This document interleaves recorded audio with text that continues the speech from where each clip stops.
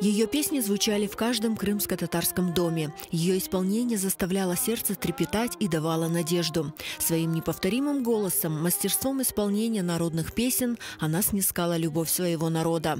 В библиотеке имени Гаспринского почтили память легендарной певицы Зейнеп Люмановой. Мероприятие Тахдыр Мангакуль приурочили к 105-летию со дня рождения артистки. В читальном зале поклонники ее таланта, педагоги, артисты, общественные деятели и журналисты. Вечер памяти начали с видеообращения сына Зейнеп Люмановой Руслана Эминова, который рассказал о нелегкой судьбе матери.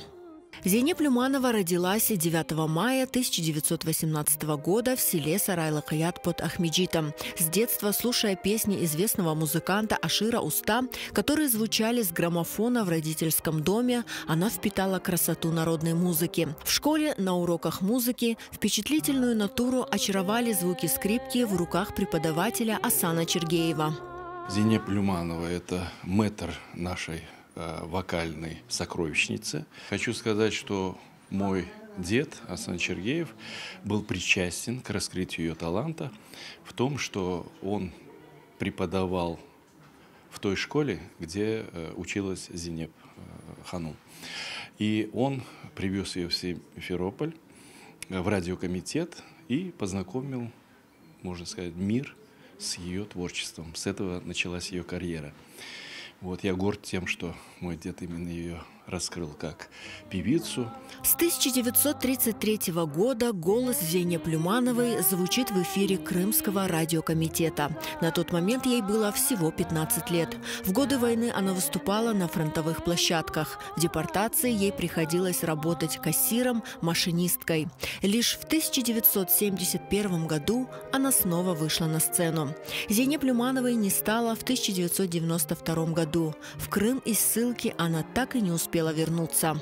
Гости отметили значимую роль певицы в развитии крымско-татарской культуры. Она оставила после себя огромную сокровищницу народной музыки.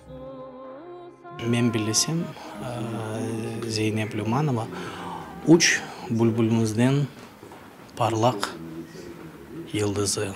Бу Сабрия Реджепова, Эдия Топчи ве Зейнеп Люманова. Зейнеп апте сесі, татлы сесі еді. Ойлы бір парлақ сопрано. Ве бүгінгі күнге Зейнеп Люмановың йырлары сақланып қалды.